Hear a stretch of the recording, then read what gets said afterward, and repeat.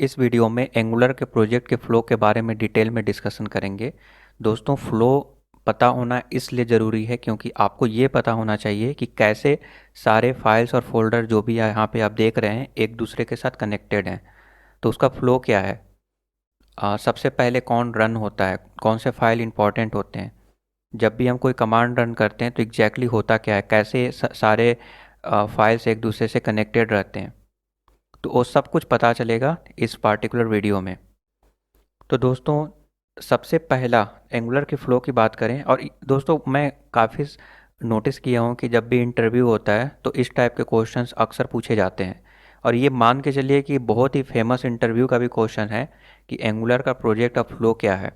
हालांकि इसमें बहुत सारे चीज़ के बारे में आपको बताना पड़ेगा, फ़्लो के बारे में, बट इस पार्टिकुलर वीडियो के माध्यम से आप ये भी समझ पाएंगे कि कैसे इसका आंसर आप अच्छे से दे पाएंगे। ओके, तो चलिए डिस्कस करते हैं। तो सबसे प्रोजेक्ट के फ़्लो की बात करें तो पहले आप क्या करते हैं, ऑब्वियस ही बात है, node node JS and NPM install करते हैं। This is the first step, because angular जो है जावा स्क्रिप्ट का फ्रेमवर्क है, एंड ये जो है उसके लिए एनपीएम चाहिए। पैकेज को मैनेज करने के लिए जावा स्क्रिप्ट के लाइब्रेरी को एनपीएम चाहिए होता है, नोड पैकेज मैनेजर। ओके, तो दोस्तों ये पहला स्टेप हो गया। दूसरा स्टेप आपको करना क्या है, एंगुलर का सी एल आई। अगेन, जब इंटरव्यू में ऐसा क्वेश्चन पूछा जाएगा तो आपको ऐसा ही आंसर देना है। पहला स्टेप आपको करना पड़ेगा, पहला स्टेप है node JS and NPM install करेंगे। दूसरा काम आपको करना है, दूसरा स्टेप है वो है एंगुलर का सी एल आई। क्योंकि एंगुलर का सी एल आई जब आप इंस्टॉल करते हैं तब एन जी कमांड आप रन कर सकते हैं।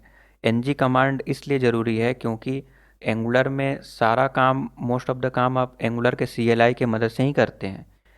एन जी का कमांड तभी काम करेगा जब एंगुलर का सी एल आई इंस्टॉल करेंगे। तो मैं ऑलरेडी डिस्कस कर चुका हूँ प्रीवियस वीडियो में कि एन पी एम इंस्टॉल कैसे कर, आई मीन एंगुलर इंस्टॉल कैसे करते हैं।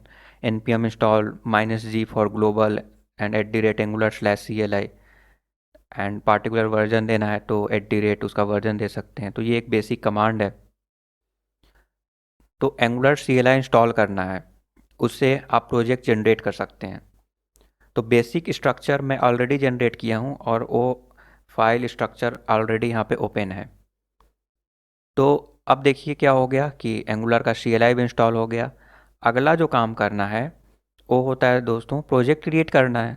आपके पास दो स्टेप तो कंप्लीट हो गए, अगला स्टेप प्रोजेक्ट जनरेट करना है, जो कि एंगुलर ng न्यू कमांड के जरिए आप जनरेट कर सकते हैं। उसका जो बेसिक स्ट्रक्चर है, उसका बाय डिफ़ॉल्ट स्ट्रक्चर आपको मिल जाएगा। देन उसके बाद आपको प्रोजेक्ट का कॉन्फ़िगरेशन करना है। ओके, अब वो कैसे करेंगे, अब आता है इम्पॉर्टेंट पार्ट कि प्रोजेक्ट तो जनरेट हो गया, बट उसके कमांड्स वगैरह काम कैसे करते हैं। तो दोस्तों, वो काम करते हैं एंगुलर डॉट जेसन के माध्यम से। एंगुलर डॉट जेसन में आप यहाँ पे पहला लाइन यहाँ पे देख सकते हैं, वो है CLI का एक पाथ दिया गया है। बेसिकली ये बोलता है कि ये जो स्ट्रक्चर है, इसका जो स्कीमा है, उसका स्ट्रक्चर क्या होगा। ठीक है, जैसे वर्जन, ये मैंडेटरी फील्ड है, नहीं डालेंगे, एंगुलर डॉट जेसन से रिमूव कर देंगे तो ये काम ही नहीं करेगा। और ये जितने भी प्रॉपर्टीज़ आप देख रहे हैं उसका एक मीनिंग होता है, और उसमें जो भी वैल्यूज़ दे रहे हैं उसका भी मीनिंग होता है। इसका नेम गलत कर देंगे तो भी काम नहीं करेगा, जो प्रॉपर्टी का नेम है वही देना पड़ेगा, और वो सब स्पेसिफाई होता है ये स्कीमा में। तो ये नोटिस कर सकते हैं यहाँ पे कि ये node module angular CLI leap, ये बेसिकली उसका पाथ है स्कीमा का। इसका डिज़ाइन कुछ इस प्रकार होगा। ठीक है, तो जैसे एग्जांपल के तौर पे मैं बताऊं तो मैं एक एग्जांपल ले लेता हूं। जस्ट स्क्रॉल अप करते हैं लिटिल बिट, और यहाँ पे नोटिस करेंगे तो न्यू प्रोजेक्ट रूट, वो जो है वो स्ट्रिंग फॉर्मेट में होना चाहिए। उसका डिस्क्रिप्शन दिया गया वो किस लिए यूज होता है। प्रोजेक्ट्स, यहाँ पे देखिए वर्जन, वर्जन के लिए बोला है रिक्वायर्ड है ये additional property. Okay, this is another thing. But यहाँ पे ना उसका स्कीमा डिज़ाइन किया गया है कि एग्जैक्टली जो है इसका डिज़ाइन कैसे होगा। क्योंकि आप सबसे पहले बहुत बड़े एंगुलर के प्रोजेक्ट का अगर आर्किटेक्चर डिज़ाइन करते हैं, बनाते हैं, तो ये सब चीज़ें इंपॉर्टेंट हो जाता है। कई बार एंगुलर से रिलेटेड लाइब्रेरी बनाने पड़ सकते हैं, या एंगुलर का प्रोजेक्ट होता है, मल्टीपल प्रोजेक्ट हो सकते हैं, आप माइक्रो फ्रंट एंड बना सकते हैं। आज के दौर में जैसे माइक्रो सर्विसेज यूज़ होता है बैक एंड में, वैसे माइक्रो फ्रंट एंड यूज होता है फ्रंट एंड में। तो उसमें क्या होता है कि हर एक एक सेक्शन के लिए आप एक डिफरेंट एंगुलर का प्रोजेक्ट बनाते हैं, और उससे क्या होता है कि सारे लोग इंडिपेंडेंट रहते हैं। और जो ये डिफरेंट जो फाइल होता है, वो डिफरेंट जो एंगुलर का प्रोजेक्ट होता है जो स्पेसिफिक पर्पस के लिए होता है, जिसको माइक्रो फ्रंट एंड बोलते हैं। सपोज एक विजिट है, एक पाई चार्ट है, ठीक है, एक पाई चार्ट जो कि आप कभी नोटिस किए होंगे कि एक rectangular, I mean pie chart तो किसी भी टाइप के हो सकते हैं, बट कोई भी एक पाई चार्ट है, तो उसके लिए आप सेपरेट प्रोजेक्ट बना सकते हैं, और वो सब डिफाइन वहाँ पे होगा। वो क्या करेगा, डेटाबेस से कम्युनिकेट करेगा, डेटाबेस से वैल्यू लाएगा, उसको ऐसे चार्ट फॉर्म में दिखाएगा। अब क्या होता है कि अगर बहुत, क्योंकि क्या होता है ना, एंगुलर बहुत बड़े प्रोजेक्ट में यूज होता है ना, तो कई बार क्या होता है कि लोग सब कुछ इसमें कर लेते हैं, हालांकि बहुत ही सूटेबल चॉइस है, आप कर सकते हैं, नो इशू। बट कई बार क्या होता है ना कि एक पार्ट में चेंजेस किए तो कहीं और इश्यूज आने लगते हैं, कंपाइल करे एरर आ गया, अब वो एरर आ गया तो पूरा प्रोजेक्ट इफेक्ट हो जाएगा। तो ये सारी चीज़ें अवॉइड कर सकते हैं। तो उसका जो आर्किटेक्ट है, ठीक, उसका जो डिज़ाइन है वो अलग हो जाएगा ऐसे प्रोजेक्ट के लिए। तो वो सब कुछ आप मैनेज करेंगे यही एंगुलर डॉट जेसन के माध्यम से, एवरीथिंग। तो एंगुलर डॉट जेसन बहुत ही इंपॉर्टेंट फाइल होता है, इसमें कॉन्फ़िगरेशन करना पड़ता है। तो दोस्तों, मैं एक एक प्रॉपर्टी के बारे में बताऊंगा डिटेल में नेक्स्ट वीडियो में, ठीक है। नेक्स्ट वीडियो में मैं एक एक वीडियो के प्रॉपर्टी में के बारे में बताऊंगा, और ये बहुत ही इंपॉर्टेंट है, बिकॉज एंगुलर डॉट जेसन समझेंगे तो प्रोजेक्ट का फ्लो समझ सकते हैं, ये बहुत इंपॉर्टेंट है। ओके, नेक्स्ट वीडियो आपको नहीं बोलना है जो दोस्तों नेक्स्ट वीडियो है वो टोटल 46 मिनट का है, जो कि मैं पूरा एंगुलर डॉट जेसन के बारे में ही बताया हूँ। तो आप अगर उसको बिल्कुल मिस नहीं कीजिएगा। और आई नो वीडियोस के लेंथ थोड़े लंबे हो रहे हैं, बट आपको डिटेल में समझना है, एक एक चीज़ के लिए क्लैरिटी चाहिए कि जो चीज़ भी लिखा हुआ है उसका मीनिंग क्या है, क्यों लिखा गया है। तो थोड़े वीडियोस लंबे हो सकते हैं, बट आपको डिटेल में नॉलेज मिलेगा, ठीक है। तो एंगुलर डॉट जेसन बेसिकली आप समझ लिए हैं कि CLI यूज करता है, और बेसिकली जो CLI यूज करता है दोस्तों, एंगुलर का पूरे होल प्रोजेक्ट का जो वर्क स्पेस है वो डिफाइन होता है एंगुलर डॉट जेसन के माध्यम से। देन जो इम्पोर्टेंट फाइल होता है एंगुलर में, वो होता है कि आपको प्रोजेक्ट का स्ट्रक्चर समझना पड़ेगा। हालांकि ये बाय डिफ़ॉल्ट स्ट्रक्चर है, ठीक है, ये बाय डिफ़ॉल्ट प्रोजेक्ट का स्ट्रक्चर है, जो कि जब आप ng कमांड यूज करते हैं तो ये आता है। बट जनरली मोर और लेस लोग यही यूज करते हैं। कभी कभी जैसे बहुत सारे प्रोजेक्ट होते हैं, या माइक्रो सर्विसेज हो गए, तो उस कंडीशन में आइडेंटिफाई करना मुश्किल हो सकता है, तो लोग क्या करते हैं कि उसका नेम अलग अलग लिख सकते हैं। जैसे ऐप का नेम कुछ और होना चाहिए, उनके अकॉर्डिंग होना चाहिए, उनके कंपनी एंड ब्रांड का नेम होना चाहिए, तो वो सब चीज़ें उन लोग ऐड करते हैं, it's another thing. But more और लेस जो स्ट्रक्चर होता है वो यही होता है। तो सबसे पहला जो इसमें स्ट्रक्चर है वो तो ये है कि इसका एस आर सी जहाँ पे आप कोड लिखते हैं और आपका सोर्स फाइल है। ओके, तो एस आर सी के अंदर जाएंगे तो ऐप, इसमें ना कुछ फाइलें आपको मिल जाएंगी, जैसे ग्लोबल सी एस एस। ये देखिए ग्लोबल सी एस एस, कुछ ग्लोबल सी एस एस लिखना चाहते हैं तो यहाँ पे लिख सकते हैं, बट फिर उसको आपको एंगुलर डॉट जेसन के एंगुलर ऑथ आपका प्रोजेक्ट का नेम है, वहाँ पे आपको स्टाइल का सेक्शन मिलेगा, वहाँ पे आप डालेंगे। वहाँ पे डालेंगे दोस्तों, तो एंगुलर जब कंपाइल होगा तो क्या करेगा कि इसको ग्लोबल बना देगा। ग्लोबल बनाने का मतलब है कि उसे index.html में इंक्लूड कर देगा। तो वो ग्लोबल बनाने के लिए दोस्तों style.css का कोड यहाँ पे लिख सकते हैं, आप फिर कोई अदर स्टाइल्स हैं जो थर्ड पार्टी स्टाइल्स यूज करना चाहते हैं, CSS का फाइल और SCSS का फाइल, तो उसे भी वहाँ पे इंपोर्ट कर सकते हैं एंगुलर डॉट जेसन में। तो ये तो सभी को पता होना चाहिए कि यहाँ पे ना कुछ चीज़ें ऐसी हैं जो डेली लाइफ में यूज होता है। क्योंकि CSS ग्लोबल CSS तो हम लोग यूज करते हैं, कोई टीम है, मीन्स डिजाइनर का टीम है और CSS बना कर दिया और उसे ग्लोबल बनाना है, तो उसे हम लोग स्टाइल के अंदर लिखेंगे। उसी टाइप से स्क्रिप्ट के अंदर कुछ एडिशनल स्क्रिप्ट होते हैं, वो डालने पड़ते हैं रेगुलर। एंड जब आप प्रोजेक्ट डेवलपमेंट करते हैं तो कुछ थर्ड पार्टी के स्क्रिप्ट होते हैं, तो उसे भी यहाँ पे डाल सकते हैं, या फिर खुद से भी डेवलप कर रहे हैं तो ये ग्लोबल स्क्रिप्ट या फिर स्टाइल यहाँ पे डाल सकते हैं तो angular.json में। तो मेन जो फाइल होता है वो index.html होता है। इसमें आप बॉडी के अंदर ऐप रूट देख रहे होंगे, और ये ऐप रूट एक सेलेक्टर है। तो इसमें हो क्या रहा है कि एक HTML का फाइल है और उस HTML के फाइल के अंदर एक बॉडी है, और बॉडी के अंदर ही पूरा होल एंगुलर का एप्लीकेशन अपेंड हो रहा है। क्योंकि जावास्क्रिप्ट आप क्यों यूज करते हैं? जावास्क्रिप्ट यूज करके आप कुछ भी मॉडिफाई कर सकते हैं, मैनिपुलेट कर सकते हैं, बॉडी के अंदर जो चाहे चेंजेस कर सकते हैं। तो यही तो होता है JavaScript. At the end of the day जब आप कंपाइल करते हैं तो आपको जावास्क्रिप्ट का कोड मिलता है, क्योंकि ब्राउज़र HTML CSS जावास्क्रिप्ट यही समझिएगा। तो आपको जावास्क्रिप्ट का कोड मिला, और वो कोड बेसिकली क्या होता है कि जो कोड आप टाइप स्क्रिप्ट में और एंगुलर से रिलेटेड है, उसके बदले में आपको एक जावास्क्रिप्ट मिलता है, और वो इस जगह पे अपेंड करता है सेलेक्ट करके। तो आउट ऑफ द बॉक्स आपके लिए काम करता है, आपको कुछ नहीं करना होता है। दैट्स वाई आप यूज कर रहे हैं एंगुलर का फ्रेमवर्क, और कोई अदर फ्रेमवर्क और लाइब्रेरी इसीलिए यूज करते हैं ताकि आपका काम आसान हो जाए। तो ये जो ऐप रूट है ना, आप नोटिस कीजिएगा कि ये जो सिलेक्टर का नेम है वो एग्जैक्टली सेम है। ऐप के अंदर आप जाइएगा कंपोनेंट, ऐप कंपोनेंट और TS में, तो दोस्तों यहाँ पे देख सकते हैं सिलेक्टर का नेम है ऐप रूट। तो ये नेम वहाँ पे सेम होना चाहिए।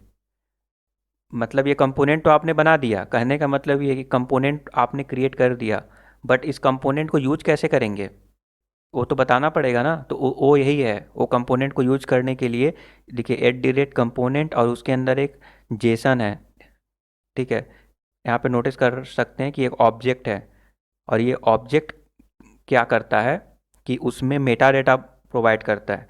मीन्स एंगुलर को बताता है कि ये कंपोनेंट है, और इस कंपोनेंट को कैसे यूज करना है, उसका सिलेक्टर क्या है, इसको कॉल कर कैसे करेंगे। जैसे क्या होता है कि आप मान लीजिए कि एक फंक्शन आप बनाए, बट उस फंक्शन को कॉल भी तो करना है आपको। तो फंक्शन को कॉल कैसे करेंगे आप? तो उसके नेम से करेंगे। तो एक फंक्शन बनाए, और जब कभी भी मतलब एक कोड है उसको एग्जीक्यूट करना है बार बार, तो बार बार कोड लिखने की ज़रूरत नहीं है। आप जो है फंक्शन में कुछ आर्गूमेंट पास कर दीजिए और उसके अकॉर्डिंग आपको आउटपुट मिल जाएगा। सिमिलरली कंपोनेंट होता है, जो कुछ भी आप ब्राउज़र पे देखते हैं वो डिफरेंट कंपोनेंट हो सकता है दोस्तों। तो जैसे यहाँ पे देख सकते हैं, एक हेडर हो गया और एक ये सेक्शन हो गया, एंड देन रिसोर्सेज का कुछ सेक्शन यहाँ पे दिया गया है। तो सबको एक डिफरेंट कंपोनेंट बना सकते हैं। और मान लीजिए कि ये हेडर या कोई एक पार्टिकुलर सेक्शन, सपोज इट ये आपने डिज़ाइन किया, ये जो है एक यहाँ पे कुछ ऐसा डिज़ाइन है इसका। तो ऐसा ही डिज़ाइन आपको मल्टीपल प्लेसेस पे यूज करना है, बट उसमें जो वैल्यू होगा ना वो अलग हो सकता है।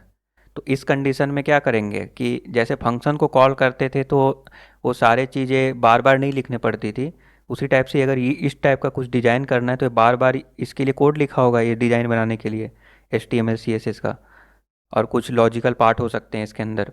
तो ये आपको बार बार नहीं लिखना पड़ेगा, बस उसको री यूज करना पड़ेगा जो पहले से क्रिएटेड है। तो उसी को तो यूज करते हैं ये इस कंपोनेंट के माध्यम से। तो वो हो गया सिलेक्टर, उसको यूज कैसे करेंगे। और इसको थोड़ा सा और बेहतरीन बनाने के लिए और user friendly, I mean developer friendly, और थोड़ा सा अच्छे से मैनेजेबल बनाने के लिए दोस्तों, यहाँ पे नोटिस कर सकते हैं कि डिफरेंट फाइल्स हैं जो कि यहाँ पे इंक्लूडेड हैं। लाइक HTML का पार्ट अलग है, CSS का पार्ट अलग है, एंड यहाँ पे लॉजिकल पार्ट लिख सकते हैं। तो तीनों यहाँ पे सेपरेट कर दिया गया, जो कि मुझे बहुत ही कूल और बेहतरीन लगता है, जो बाय डिफ़ॉल्ट ऐसा क्रिएट करता है तो डेवलपर भी उस चीज़ को फॉलो करते हैं। तो ये स्ट्रक्चर बहुत ही बेहतरीन है। तो ये सब सारे मेटा डेटा हम लोगों ने प्रोवाइड किया है एंगुलर को @एंगुलर सेलेक्टर के माध्यम से। मेटा डेटा कुछ नहीं है, एक डेटा है जो हम बता रहे हैं कि इसको यूज कैसे करना है, और इसमें डिफरेंट फाइल हैं, एक्सटर्नल फाइल जैसे HTML एंड CSS, जो कि HTML से रिलेटेड फाइल वहाँ पे होंगे और CSS से अलग होंगे। तो वो जो है ना एग्जैक्टली सेम है, अगर आप नोटिस कीजिएगा index.html में तो ये एग्जैक्टली सेम है। तो ये रूट कंपोनेंट है। तो जनरली क्या होता है, एंगुलर में एटलीस्ट वन मॉड्यूल होना चाहिए जो कि रूट मॉड्यूल, और रूट मॉड्यूल तो एक होगा बट एटलीस्ट एक कंपोनेंट होना चाहिए, because component is everything. Component ही है जो यहाँ पे अपेंड होगा, कंपोनेंट नहीं होगा तो index.html में अपेंड क्या होगा, एटलीस्ट वन कंपोनेंट तो चाहिए। तो वो एक कंपोनेंट है, उसको बोलते हैं रूट कंपोनेंट, और उस रूट कंपोनेंट के लिए एक एटलीस्ट वन मॉड्यूल तो चाहिए। तो वो हो गया रूट मॉड्यूल। तो एक रूट मॉड्यूल और एक रूट कंपोनेंट कंपलसरी है और वो होना चाहिए। तो मैंने बताया कि बाय डिफ़ॉल्ट तो एक रूट कंपोनेंट है, हालांकि नेम कुछ भी हो सकता है, आप अपने अकॉर्डिंग भी दे सकते हैं, बट उसको अगर रूट कंपोनेंट बना रहे हैं। रूट कंपोनेंट बनाने का मतलब क्या है दोस्तों, तो चलिए वो देखते हैं रूट मॉड्यूल का मतलब क्या है। तो वो क्या होता है कि हम लोग ऐप मॉड्यूल में जाएंगे तो यहाँ पे आप देख सकते हैं बूटस्ट्रैप। ये ऐप मॉड्यूल जो है वो रूट मॉड्यूल है। क्यों है, मैं अभी जस्ट अभी बताने वाला हूँ। तो इसके अंदर बूटस्ट्रैप के अंदर जो कंपोनेंट आप डालेंगे, मतलब जब एंगुलर का ये मॉड्यूल कंपाइल होगा तो जो बूटस्ट्रैप कंपोनेंट है वो पहले से लोड हो जाते हैं। तो इसलिए ऐप कंपोनेंट जो है एक रूट कंपोनेंट है, और ऐसे रूट कंपोनेंट बना सकते हैं। हालांकि बूटस्ट्रैप कई सारे कंपोनेंट एक साथ कर सकते हैं, ओके, ये आप कर सकते हैं, बट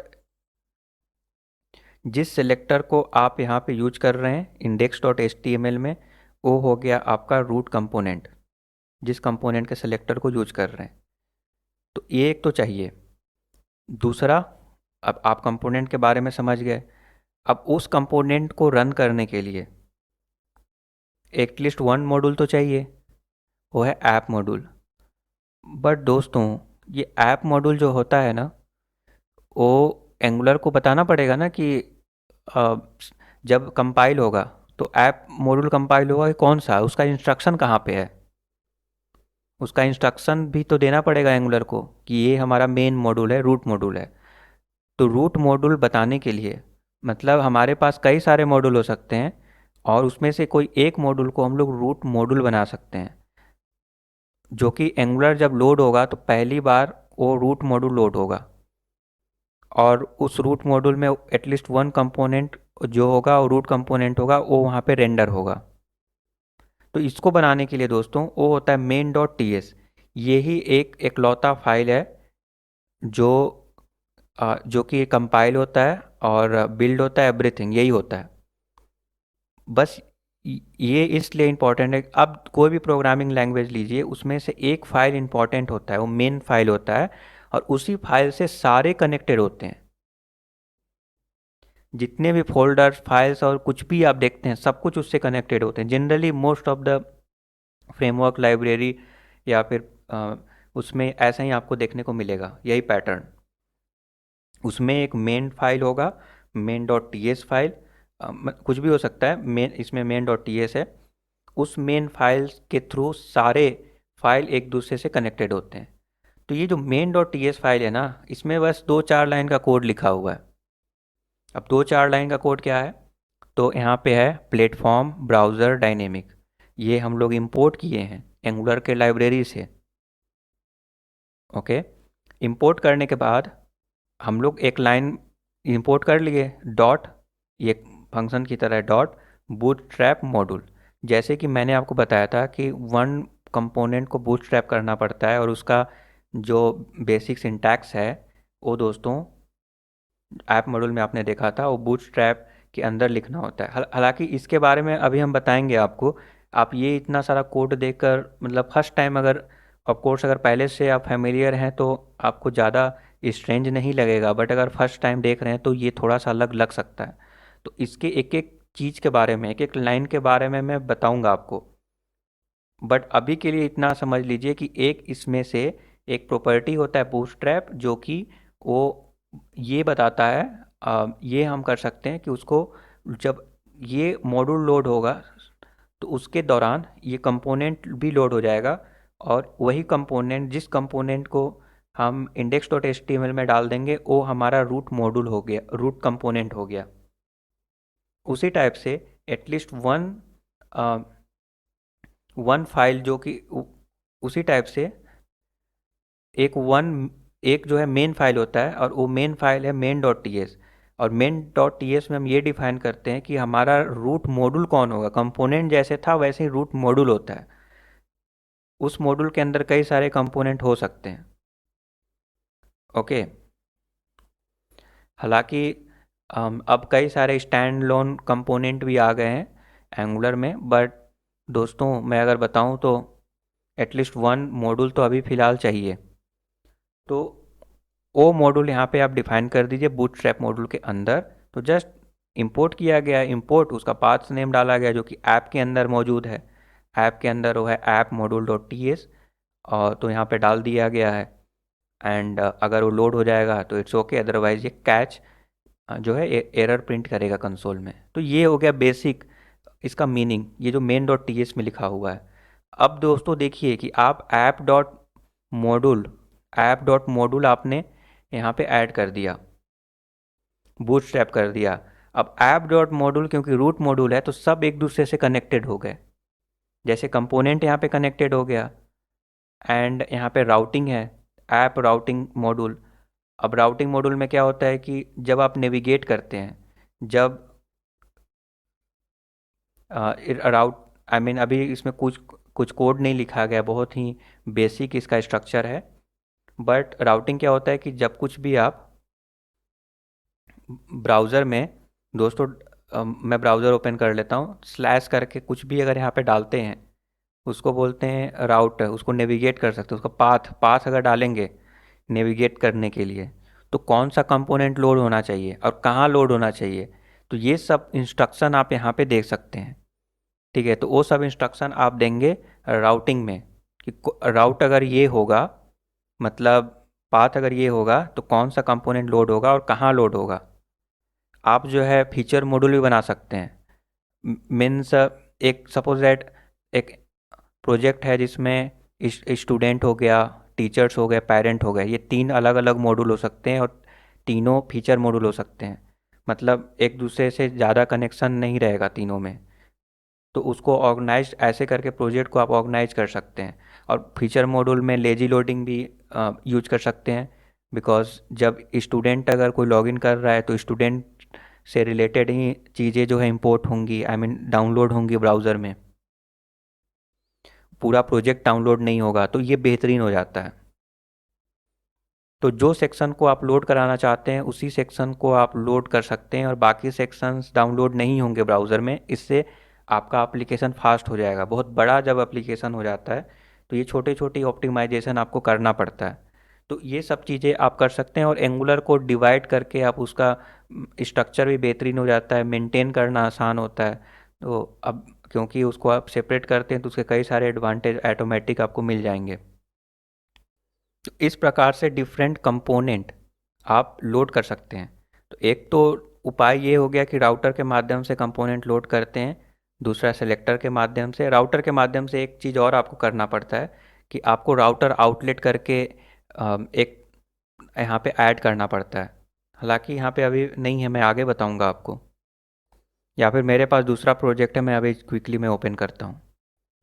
तो मैं क्विकली एक प्रोजेक्ट ओपन कर लिया, एंड यहाँ पे कुछ कंपोनेंट ये सब बने हुए हैं जो कि आपको समझने में आसानी होगी। तो दोस्तों यहाँ पे देख सकते हैं कि राउटर में जाते हैं app routing module dot T S. तो यहाँ पे आप नोटिस कर सकते हैं कि पाथ डिफाइन है एडमिन।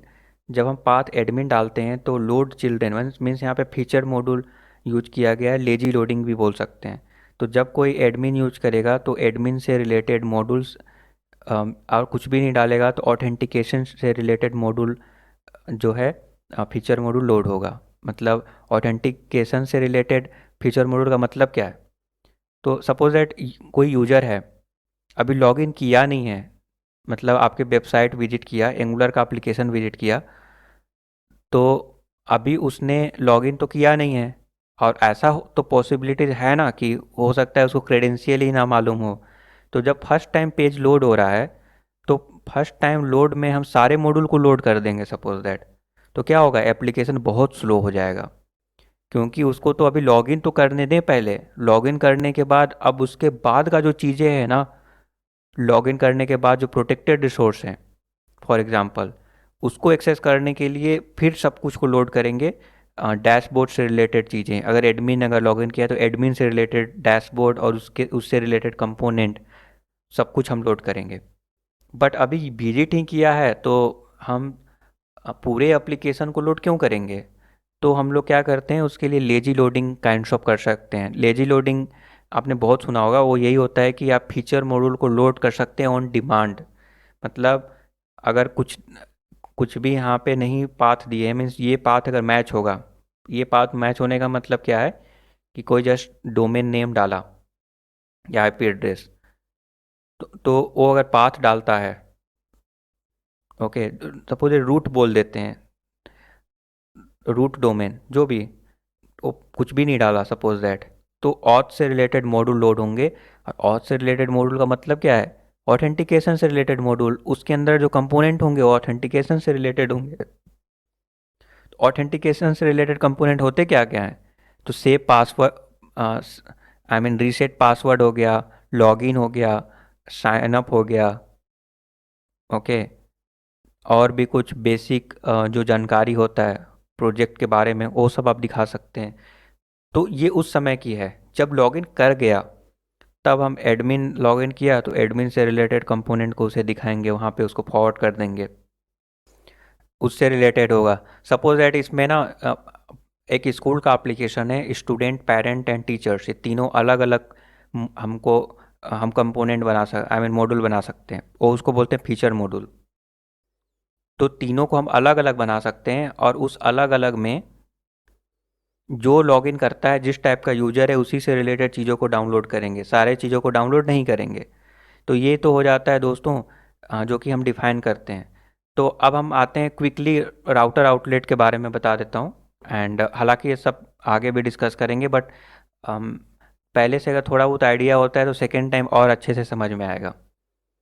तो जैसे ऑथ से रिलेटेड मॉड्यूल हैं, तो ये हो गया ऑथ मॉड्यूल। और ऑथ मॉड्यूल जैसे रूट मॉड्यूल था, उसका स्ट्रक्चर बिल्कुल वैसा ही है, यहाँ पे नोटिस कर सकते हैं, जिसमें एनजी मॉड्यूल के अंदर कुछ इंपॉर्टेंट मेटा डेटा है, जस्ट एक ऑब्जेक्ट है, उस ऑब्जेक्ट में डिक्लारेशन सेक्शन है, मीन्स जैसे इसमें था declaration section app module dot T S में, वैसे ही declaration app module T S में आप देखे थे ना, यहाँ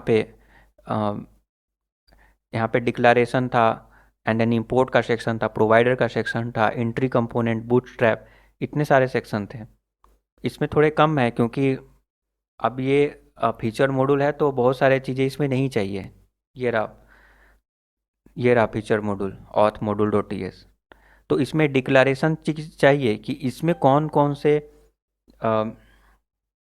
कंपोनेंट यूज हो रहे हैं, तो उसका डिटेल यहाँ पे मौजूद है डिक्लारेशन के अंदर, कि लॉगिन कंपोनेंट है, साइन अप है, ऑथ कंपोनेंट है, रीसेट भी डाल सकते हैं, और कुछ बेसिक इन्फॉर्मेशन।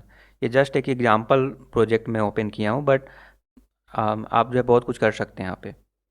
एंड कुछ इंपॉर्टेंट चीज़ें इंपोर्ट कर सकते हैं, common module, auth routing, material design form, okay. तो कुछ इंपॉर्टेंट अदर मॉड्यूल भी इंपोर्ट कर सकते हैं। कभी कभी शेयर मॉड्यूल यूज करते हैं, जैसे मान लीजिए कि एक मॉड्यूल है, मतलब जैसे इंपोर्ट के अंदर जो कुछ भी लिखे हुए हैं, अब यही चीज़ ना हर एक फीचर मॉड्यूल में चाहिए, या सपोज है 10 फीचर मॉड्यूल है तो 3 में चाहिए और बाकी में नहीं चाहिए, तो क्या करेंगे, कॉमन बना देंगे, कॉमन मॉड्यूल। इस नाम से कंफ्यूज मत होइएगा, ये दूसरा चीज़ है, मैं अभी बताऊंगा आपको। सॉरी, शेयर मॉड्यूल, हम वो कॉमन मॉड्यूल रहेगा, अ, उसको शेयर मॉड्यूल बोलते हैं, तो वो शेयर मॉड्यूल हम बना सकते हैं। तो अब जिस भी फीचर मॉड्यूल को चाहिए तो वो जस्ट इंपोर्ट कर ले, वो इंपोर्ट करेगा तो उसमें जितने भी मॉड्यूल इंपोर्टेड हैं उसको वो बार बार इंपोर्ट हो जाएगा। वो दोबारा से नहीं करना पड़ेगा, क्योंकि पहले से उसी के दौरान वो उसको इंपोर्ट करते ही वो भी इंपोर्ट हो जाएगा, क्योंकि वो उसी में इंपोर्टेड है। तो आई होप कि आप समझ पा रहे हैं। सपोज एक शेयर मॉड्यूल है, एंड अगर मान लीजिए 10 मॉड्यूल फीचर मॉड्यूल है और 3 में चाहिए, बाकी में नहीं चाहिए, तो हमारे पास दो ऑप्शन है। आइदर वो सारे मॉड्यूल तीनों में कॉपी पेस्ट करें, या फिर एक में करके हम शेयर मॉड्यूल बना दें और उस मॉड्यूल को ही 3 में इंपोर्ट कर दें, तो ये ज़्यादा ऑर्गेनाइज हो जाता है। तो ये सारे टिप्स आपको फॉलो करने पड़ते हैं अगर बड़े एप्लीकेशन में काम कर रहे हैं तो। ओके, तो यहाँ पे देख सकते हैं कि हमारा जो कंपोनेंट है, ऑथ मॉड्यूल में एक ऑथ कंपोनेंट है, और इस कंपोनेंट में यहाँ पे राउटर आउटलेट लिखा हुआ है। और आप यहाँ पे नोटिस कर सकते हैं कि auth routing module dot T S में हमारा पाथ को एक्सटेंड किया गया है कि अगर ऑथ मॉड्यूल है तो लॉगिन डाले तो ये कंपोनेंट लोड होगा, लॉगिन कंपोनेंट। साइनअप डाले तो साइनअप कंपोनेंट लोड होगा। कहाँ लोड होगा? तो वो लोड होगा इस जगह पे। ये हो गया राउटर आउटलेट। देख सकते हैं राउटर आउटलेट जहाँ भी लिखे रहेंगे वहाँ पे जाके लोड हो जाएगा, कहीं भी लोड नहीं होगा। बट ये लोड होकर ये आउटपुट किसको देगा? वो देगा रूट ये रूट राउटिंग को, उसको देगा। इसको इन्फॉर्मेशन मिल गया। बट ये जो ऐप राउटिंग डॉट मॉड्यूल जो है, ऐप राउटिंग मॉड्यूल, इसको भी लोड होने के लिए दोस्तों, इससे जो इस आई मीन जो भी आउटपुट निकल के आया उसको कहाँ लोड करेगा?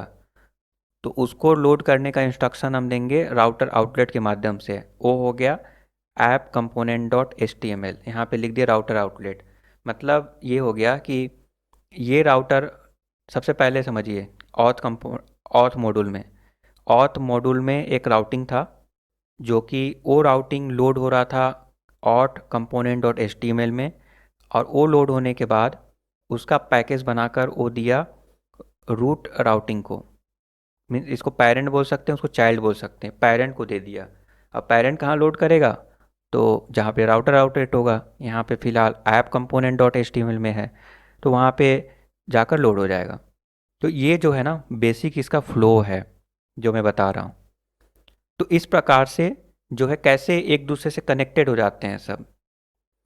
अब दोस्तों, अब राउटिंग की बात करें तो राउटिंग में और भी चीज़ें होती हैं, जैसे गार्ड होते हैं, can activate, can deactivate. Okay, auth guard means guard होते हैं जो कि ये डिफाइन करते हैं कि ये जो लोड होगा ये कब लोड होना चाहिए। कभी हम इसको इनेबल कर सकते हैं, कभी डिसेबल कर सकते हैं।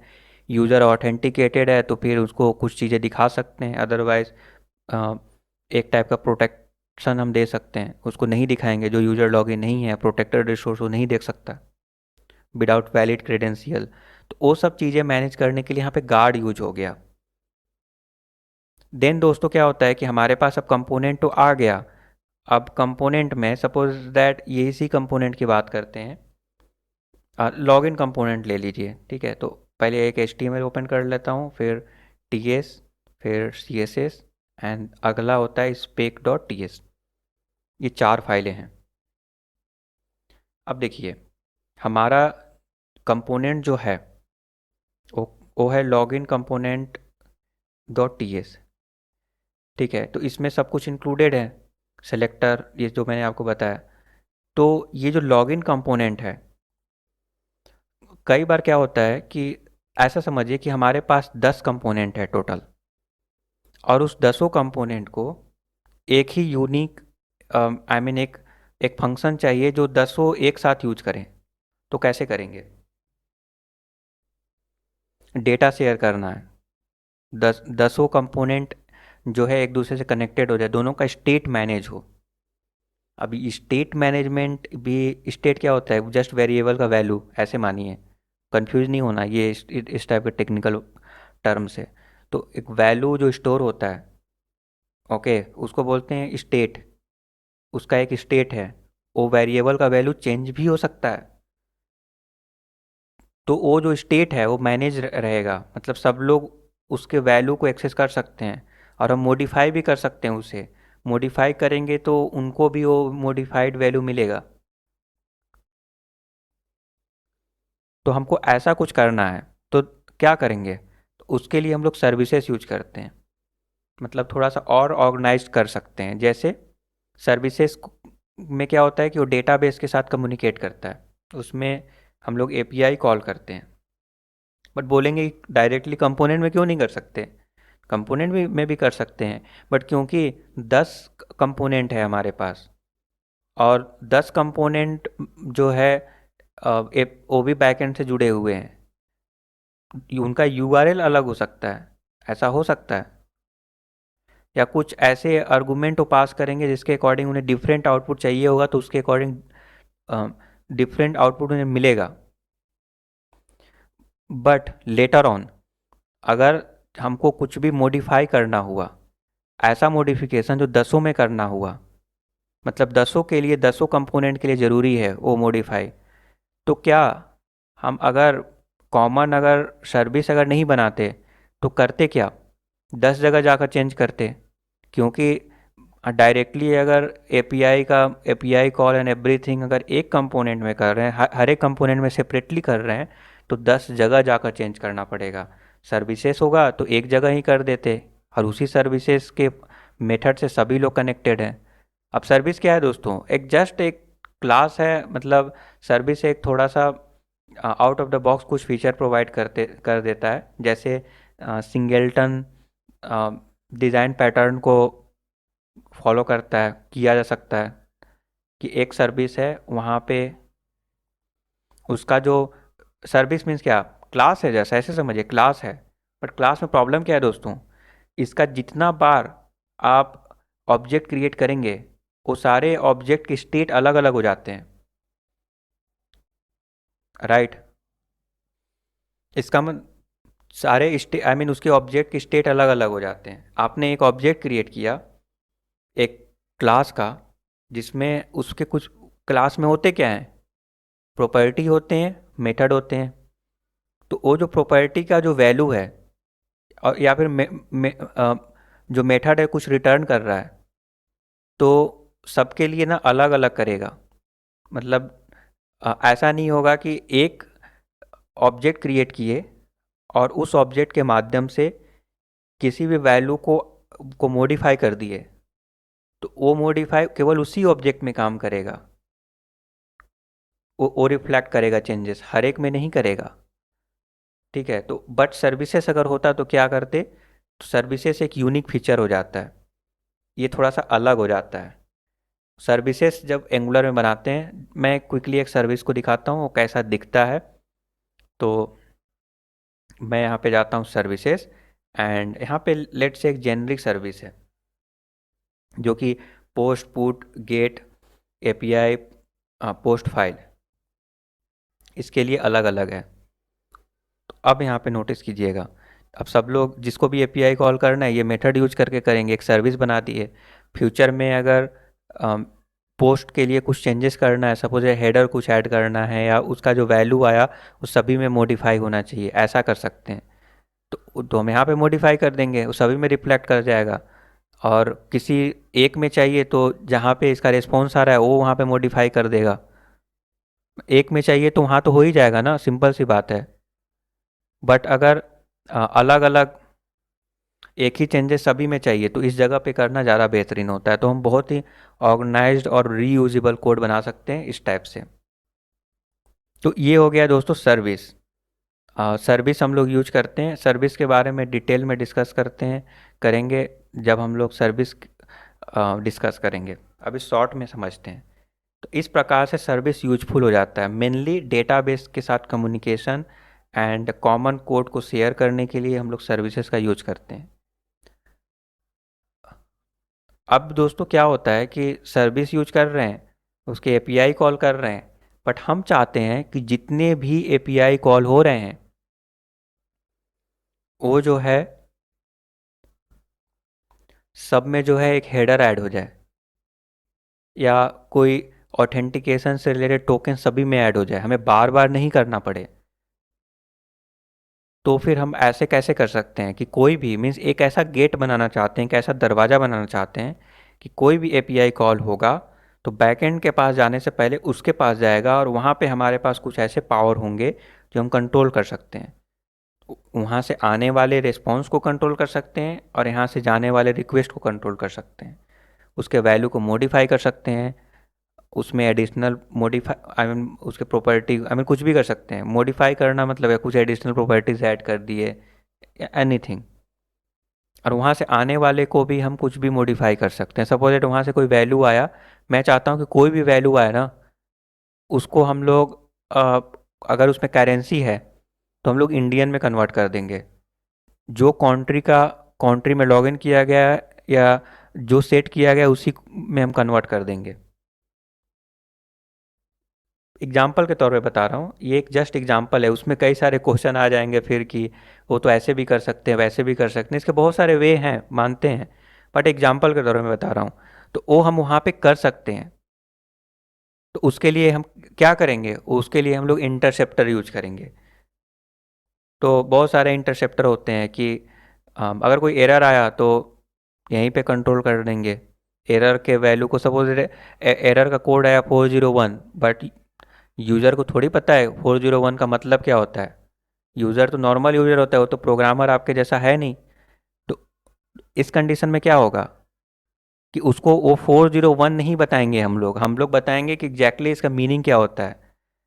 तो कोई भी एरर कोड होता है या कोई ऐसा रिस्पॉन्स होता है जो कोडर ही समझ सकते हैं, प्रोग्रामर समझ सकते हैं, तो यूज़र फ्रेंडली बनाने के लिए हम लोग यहाँ पे मॉडिफाई कर सकते हैं। मतलब मैंने बताया ना कि रिक्वेस्ट को भी मॉडिफाई मैनिपुलेट कर सकते हैं, रिस्पॉन्स को भी कर सकते हैं। तो वहाँ से रिस्पॉन्स आया उसको मैनिपुलेट कर दिए और जो चीज़ यहाँ से जाएगा उस सभी में पूरे एप्लीकेशन में वो अप्लीकेबल हो जाएगा। पूरे एप्लीकेशन में इसलिए होगा क्योंकि वो बताना पड़ेगा एंगुलर को कि हम ये जो इंटरसेप्टर बना रहे हैं ना पूरे प्रोजेक्ट के लिए बना रहे हैं।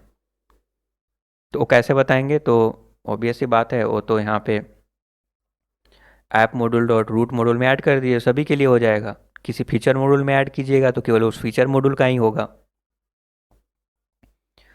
देन दोस्तों आ जाता है कि इसमें ना टेस्टिंग भी आप करते हैं, क्योंकि आपने एक कंपोनेंट तो बना लिया, सपोज दैट लॉगिन कंपोनेंट है, इसमें बहुत सारे प्रॉपर्टीज़ हैं, मेथड्स हैं, बट हम टेस्ट तो करेंगे ना कि जब हम सबमिट पे क्लिक, ये फंक्शन जब कॉल होता है सबमिट होता है तो वो क्या हमको वैल्यू यूआई पे शो करेगा।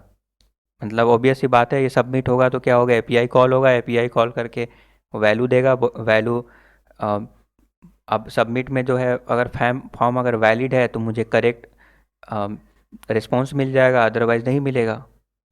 मतलब बैकएंड से एरर आ सकता है कि, या फिर यहीं पे कंडीशन लगाया गया है कि इनवैलिड, इनवैलिड में जो है हमारा एपीआई कॉल ही नहीं होगा। तो इस चीज़ को हम टेस्ट भी करेंगे, तो वो करते हैं एंगुलर में। क्या होता है, spec dot T S file होता है, तो इसमें यूनिट टेस्ट केस लिखते हैं। और यूनिट टेस्ट केस में हम लोग लिखते हैं मतलब हर एक यूनिट के लिए हम लोग टेस्ट लिखते हैं, टेस्ट केसेस लिखते हैं। जैसे ये कंपोनेंट लोड हुआ कि नहीं, एंड कंस्ट्रक्टर में जो वैल्यूज़ हैं वो वैल्यू सेट हुए कि नहीं। मतलब कंस्ट्रक्टर तो यही होता है कि पहले जब ये कॉल होगा, ये कंपोनेंट मीन्स ये जो क्लास, कोई भी क्लास होता है, क्लास का जब ऑब्जेक्ट क्रिएट करते हैं, आई मीन जब भी कॉल करते हैं, ऐसे समझिए जब भी कॉल करते हैं तो हम लोग ऑब्जेक्ट क्रिएट करते समय कुछ आर्गुमेंट पास करते हैं। वो आर्गुमेंट कंस्ट्रक्टर पहले लोड होता है और वो वहाँ से कलेक्ट हो जाता है। तो कोई भी क्लास पहले जब कॉल होगा तो, या फिर उसका ऑब्जेक्ट क्रिएट करेंगे, कोई भी क्लास उसका ऑब्जेक्ट क्रिएट करेंगे, तो जो फर्स्ट टाइम जो फंक्शन कॉल होता है जो बाय डिफ़ॉल्ट होता है वो होता है कंस्ट्रक्टर। इसीलिए it is a great place to create और सॉरी इनिशियलाइज द थिंग। यहाँ पे चीज़ों को हम इनिशियलाइज कर सकते हैं क्योंकि सबसे पहले यही कॉल होता है, उसके बाद ही सब कॉल होते हैं। तो हम लोग क्या करते हैं, उसके लिए एक एक चीज़ के लिए टेस्ट केसेस लिखते हैं कि जब हम लोग फॉर्म को सबमिट करेंगे, सबमिट जब हम क्लिक करेंगे बटन पे, वैल्यू डालेंगे, सबमिट करेंगे, तो पहले देखेगा कि वैलिड है कि नहीं है। हम पहले इन टेस्ट केसेस लिखेंगे तो पहले इनवैलिड डेटा डाल के देखेंगे। तो इनवैलिड में हमको क्या रिटर्न मिलता है, एंड देन उसके बाद वैलिड डेटा डाल के देखेंगे। तो ये सब चीज़ें ना टेस्ट केस लिखते हैं। टेस्ट केस मतलब हर एक सेक्शन के लिए लिखते हैं। इससे क्या होता है कि फ्यूचर में मल्टीपल डेवलपर अगर काम करते हैं और कोई एक डेवलपर ऐसा काम किया जिससे उसका काम तो हो गया बट उसका साइड इफ़ेक्ट किसी दूसरे सेक्शन में उसका पड़ रहा है, क्योंकि प्रोजेक्ट जो है बहुत ही एक दूसरे से कनेक्टेड हो जाते हैं इतना ज़्यादा कि साइड इफ़ेक्ट आने की पॉसिबिलिटीज़ हो जाती है। तो इस कंडीशन में सपोज दैट एक सर्विस है, सर्विस का एक वैल्यू है और कोई एक कंपोनेंट ने उस सर्विस के वैल्यू को चेंज कर दिया क्योंकि सेम इंस्टेंस यूज हो रहा है, तो अब चेंज्ड वैल्यू सभी को मिलने लगेगा, तो उसका वो साइड इफ़ेक्ट है। तो इसीलिए दोस्तों, और मैं एक जस्ट एक एग्जांपल बताया, तो सर्विस इसलिए इम्पॉर्टेंट, सॉरी, टेस्टिंग इसलिए इम्पॉर्टेंट हो जाता है क्योंकि हम लोग एक एक सेक्शन को टेस्ट करते हैं। तो ये हो गया टेस्टिंग का फाइल।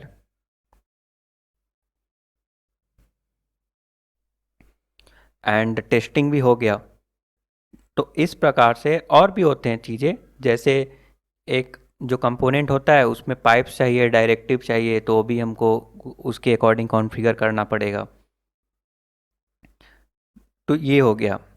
एंड इतना आई होप कि आपने फ्लो को तो समझ ही लिया कि कैसे सब चीज़ें एक दूसरे से कनेक्टेड हो जाते हैं, उसके फीचर्स।